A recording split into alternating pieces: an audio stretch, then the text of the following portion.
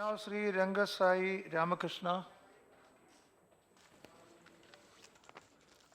Mr. Deputy Chairman, sir, like all previous speakers, I will comment on the general budget also and make some pointed observations on the finance bill today. A nation which has faced a decade-long of governance paralysis, culminating in a battered economy, the first budget, barely after 45 days of forming the government, cannot find solutions to every problem. So, the Honorable Finance Minister has presented a budget which is full of pragmatism for the current year and optimism for the coming years of the ending year. The challenges are many. There is a decline in growth. Inflation is pretty high, and one has to set milestones for a speedy recovery. Unless inflation is contained, restoring GDP growth will be difficult. It is a firm will to deal with inflation, evidenced by many timely administrative steps taken by the new government to curb hoarding, temper prices through calibrated imports, and the coordinated steps that are being planned to face the impending drought situation that are important rather than some utterances in the budget speech. Their time is over. Now, in the context of food inflation, the main worry is due to food inflation. And food grain prices can be tempered only if the burgeoning stocks with the FCI are diluted. In fact, the last 2 days, I believe the stocks have still further increased. And actually, we have been having a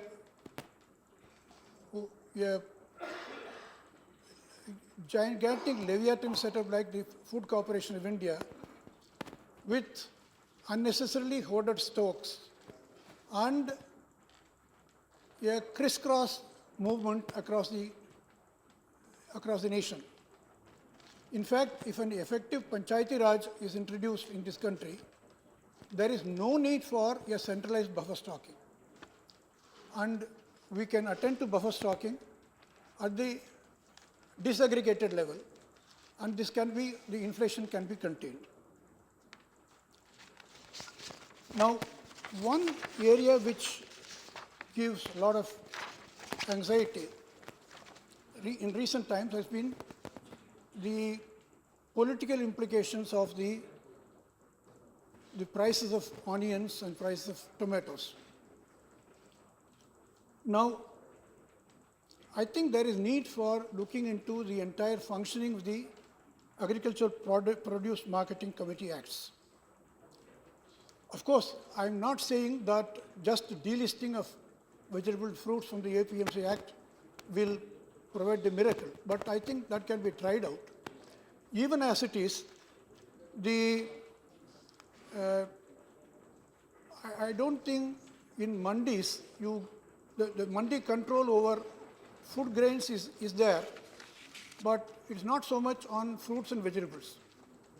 With the urban areas extending steadily beyond their boundaries, the vegetable growers have all shifted to the hinterland. And I don't think they really come into the mandis. So with the result, even the APMC does not have much of an effect, and it is the adatyas which control the entire market. We should try for a direct interface of consumers with producers in all these areas, particularly vegetables and fruits, without licenses, market fees, commission, etc.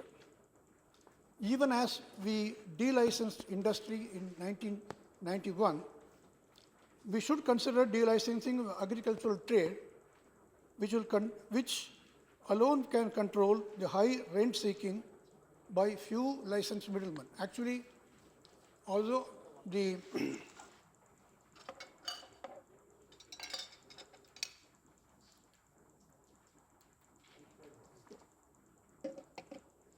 although the mandis are registering a lot of people, you actually see a monopolistic control of mandis by a few middlemen. And this is the root of the problem.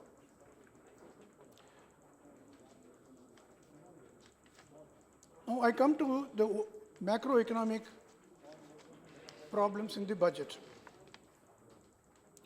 Even now, our savings rate is around 32%. And with a classic incremental capital output ratio of 4:1, we can achieve an 8% growth if only we channelize the savings into proper investments.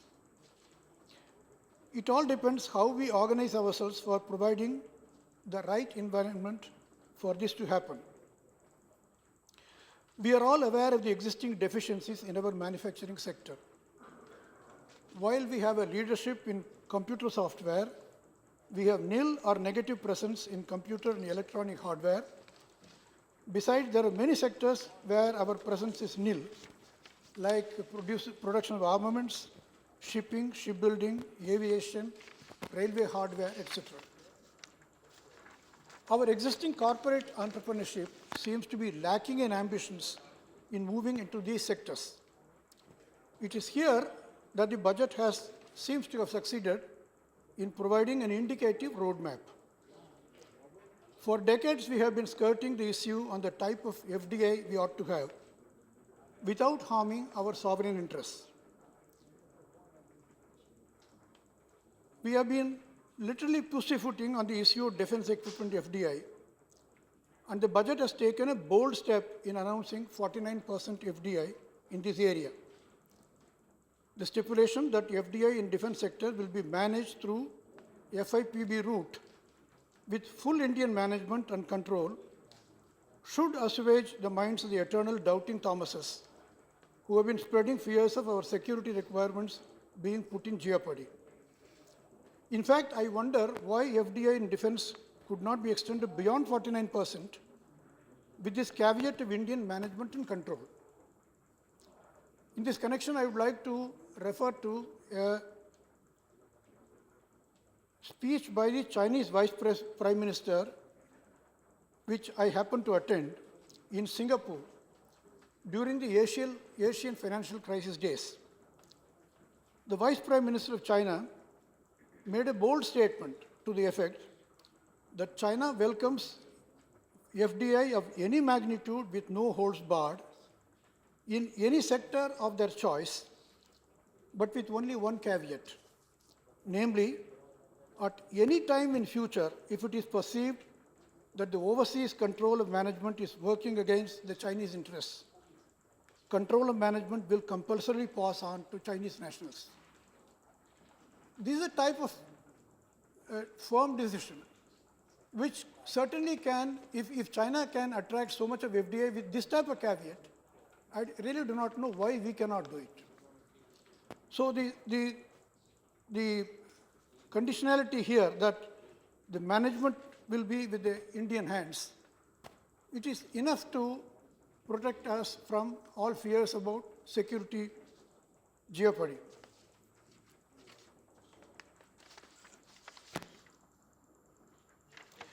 Coming to the need to build indigenous capacity in electronic and computer hardware, I happened to participate in a CIA meeting in January last with the visiting head of a coalition partner party in the Japanese government. In that meeting, I raised the issue of Japanese assistance in offshore manufacturing hubs in electronics. The visiting dignitary sounded very optimistic, and he assured that with Japan crossing the hump in the steadily appreciating yen, the time has now come for focused Japanese assistance in building up a hardware manufacturing sector in India. Now, there are some pulls and pushes that dampen entrepreneurial activity in these new but neglected sectors. One is the inverted duty structure, which has crept in a big way through the various free trade agreements which we had concluded in the past, and also those we are currently negotiating. If it becomes cheaper to import the final manufactured product rather than the input of raw materials and semi-manufacturers, why should anyone take the trouble of setting up a manufacturing unit at all? So there is a need for a comprehensive review of the free trade agreements concluded earlier with a view to correct this anomaly. In fact, I happen to be a member of the Departmental Committee on Commerce here last 2 years, and we did study the existing FTAs and also the currently the FTA which is being negotiated with the European Union. And I found that in many areas, our interests are not served rather than the interests of our alliance partners. The one thing which FM has done in the present budget is to ensure that entrepreneurs invest their savings in manufacturing rather than in bonds and securities. The budget has a veiled solution to this problem. In para 205 of the FM's budget speech, it has been proposed to remove the tax arbitrage arising out of the concessional rate of 10% on capital gains on transfer of units held for more than 1 year.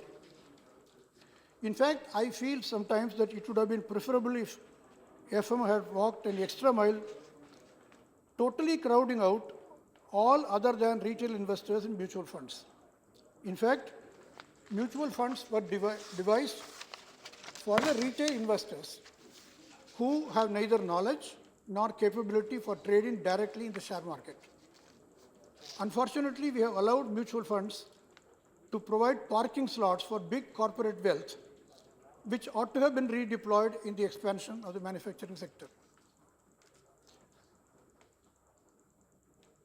There was an ambiguity which on the provision relating to hike in capital gains tax in debt instruments of mutual funds, but I think FM has already cleared this thing in the revised finance bill, which was passed with the Lok Sabha 2 days back. The budget has also included certain welcome signals to assist the much needed investment in infrastructure. I've always wondered why we have been continuously clueless in the past in managing the required order of investment in infrastructure, especially when we are as a nation are oriented culturally to less of consumerism and more for saving for the posterity. The earlier budgets have been offering peanuts in the form of tax-exempt infrastructure bonds capped at a pitiably low level of 20,000 rupees per annum. It is refreshing to take note of a major departure which the finance minister has increased the ATC coverage by 50% and also raised the annual investment limit in PPFs from the existing permissible ceiling of 1 lakh to one of 1.5 lakhs. Here also I have an idea.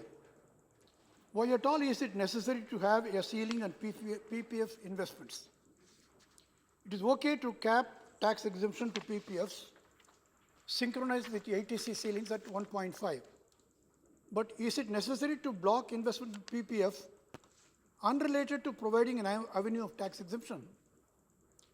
It is possible that in the past, when PPF offered much higher rates of interest, there was a risk of arbitrage. But today, in the prevailing interest rate situation, that risk of arbitrage does not seem to be there. A welcome proposal in the budget is for involving the banking sector in the area of long-term loans to infrastructure with permission to raise long-term funds for lending to infrastructure with minimum regulatory requirements like CRR and SLR. The presence of the banking sector directly in infrastructure financing will go a long way in helping our problems. Many innovative initiatives have been taken in the housing sector, such as the augmentation of the deduction limit on account of interest on loan on self-occupied property from 1.5 lakhs to 2 lakhs. FDI in low-cost housing incentivized by reduction of 50,000 square meters to one of 20,000 square meters and reduction of $10 million to $5 million. Yeah, take 1 or 2 Just minutes. 2 minutes. 2 minutes. Yes, yes, okay. And thirdly, the encouragement to real estate investment trusts are all welcome signals. I have only one reservation related to housing incentives. The stipulation that capital gains rollover relief will be restricted to one residential house in India appears to be somewhat harsh, especially for senior citizens in advanced age who seek to roll over vintage housing properties into multiple compact flats for use by their expanded family. In fact, it's a very common sight that people who have been living in those days when there was no vertical expansion, living in small houses, sell off their houses and build up flats in the same area. And that provides a little more leeway to the expanding family. I really do not know why this should be curbed. Similarly, there are parents of NRI children, like me for instance, who are compelled in their advanced age to shift home abroad for spending the evening of their lives with their NRI children. So what is wrong in allowing a person who sells his property here to have a dwelling house abroad? So I would, when we are willing to give more tax incentives on borrowed capital, I do not know why we should curb people who, with their own investments, are trying to solve the housing problem in the country. Thank you, sir. Thank you very much. Thank you very much.